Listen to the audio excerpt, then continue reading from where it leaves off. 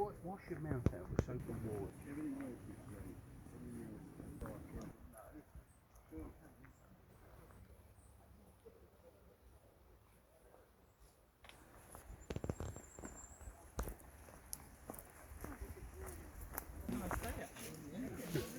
We never made it.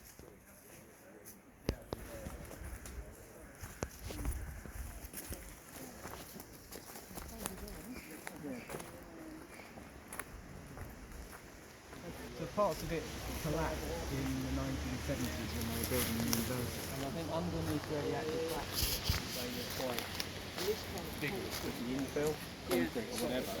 But the sections away, they filled with I think power stations over time has settled. So I believe that if you could open up there, you wouldn't see a completely filled tunnel, you'd see it settled down and you're probably would fall along.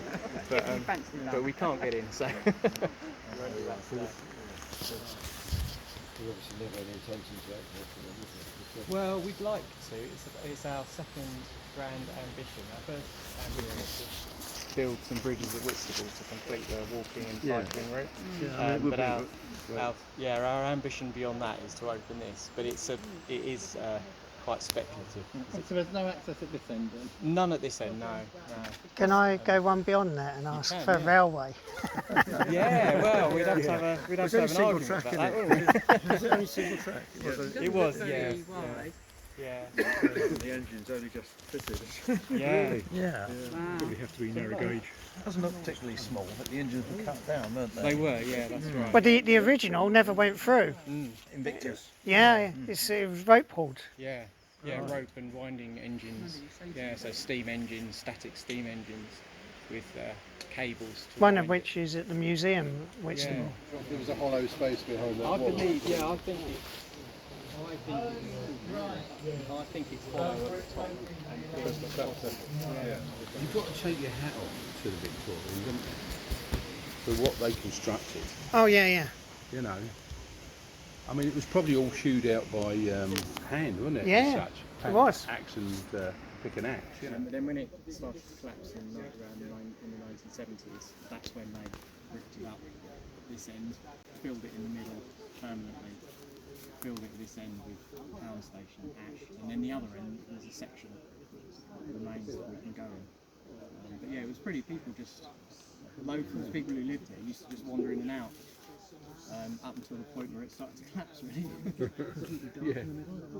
It's 800 yards long.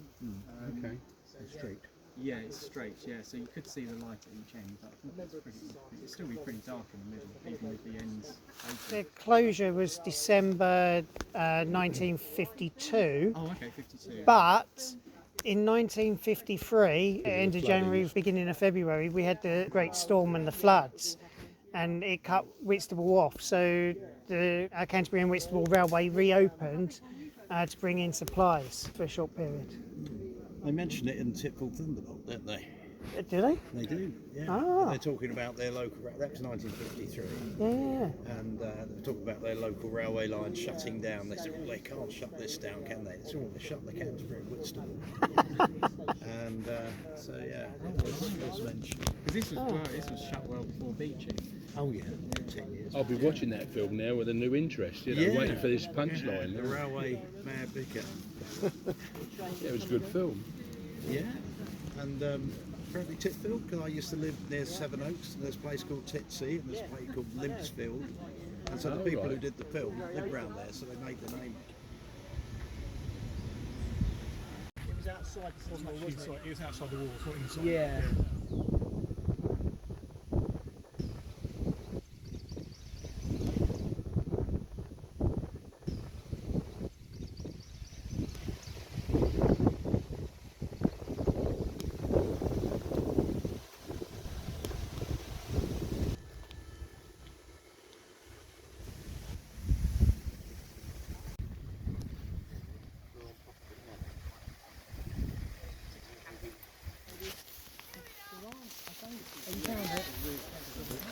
Oh right, we've come across. Oh brilliant. That's good.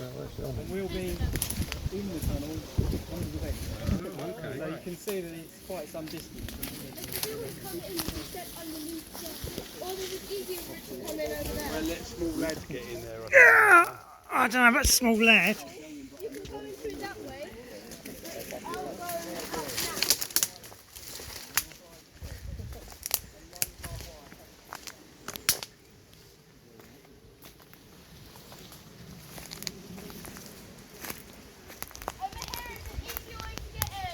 How did you even know that was there? Oh,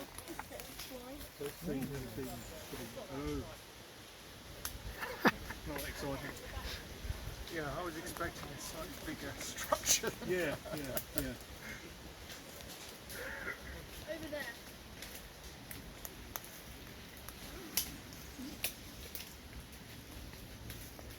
Yeah, they're coming up there, though.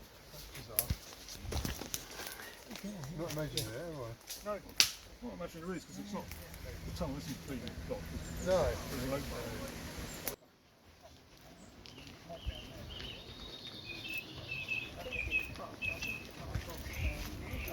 Thank you, Nog in the Nog, yes. Yeah, Peter Firmin painted this for us. He was a patron, he was, before we had Paul Roberts, who's a patron now, who owns all of this and allows the tunnel, and owns the tunnel, or half of the tunnel. It's always been an ambition of the Trust to reopen the tunnel, and it's always a possibility, and it's even more likely now, I think. Why would we want to open the tunnel? Is this too crazy? Why? It's heritage. Because it's heritage, that's a good reason, yes. It's one of the first tunnels. The first proper railway in the world, in many books. There's arguments around that, of course, because things are happening all the time, all in different places. This is a definite first of a steam hauled railway. It wasn't propelled, it was hauled by ropes up at various points. What other reason besides heritage? Why would we want to reopen the tunnel on the Crab Winkle Line? Well, to make it walkable, isn't it? Absolutely. It's a safe way too, isn't it? It's safe and it's walkable, yes. Is it doable though? I mean, with all that stuff that collapsed and all the fly ash they put in there. Is it doable? A good question. And what's the answer to that? There's enough money. And money comes from intention and ambition. Signing a declaration of intent. And the two owners of the tunnel, Paul Roberts owns this half, the bit that you're going to go into in a minute, and the university, they own the other half. And they met last year here for the first time, and they said, yes, why not? And we just want to make it a bit more formal now and go from there. When? Well, a very significant date, which shows here, is coming up soon. See this date here? Now 2030, 5 years, 4.5 years time now. That would be a good 200th anniversary of the opening of this line, which should be a World Heritage Site. It warrants to be a World Heritage Site. Makes sense, doesn't it? Yes, it does. The reason it's a World Heritage Site for the cathedral, which points out on the horizon, we can see it there. And this is not theological, this is technological. This is revolutionary because different from animal transport, this was mechanized transport, steam, the Industrial Revolution. Was there an issue with bats in this tunnel? Yeah, so it's a bat. There's a bat colony lives in it. And that's why we had the guy. Yeah, that guy. Yeah. All right. Yeah. This is. Yeah.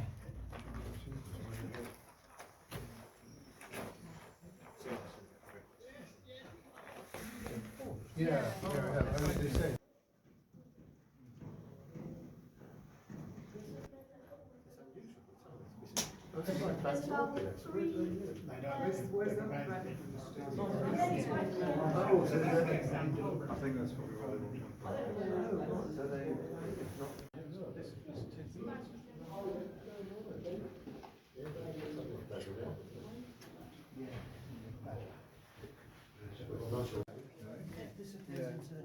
I couldn't see the end of it either. I guess it's to let moisture out. Yeah. Yeah, the floors are dusty rather than champy. Yeah, amazing. You would have thought.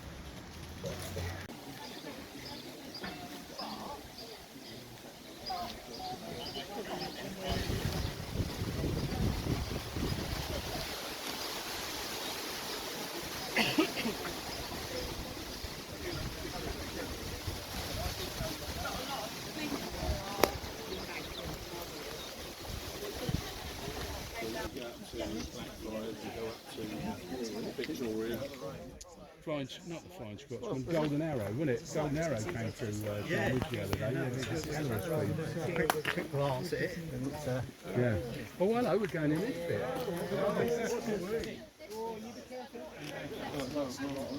Must have done, because that seems very shallow. This was, I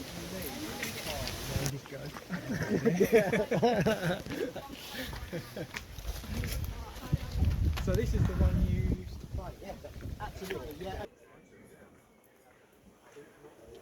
Big bus depots. Yeah. So the whole place was really industrial and run down. And the causeway, the rivers all meet. Big spot for swimming. In the centre of Canterbury, yeah.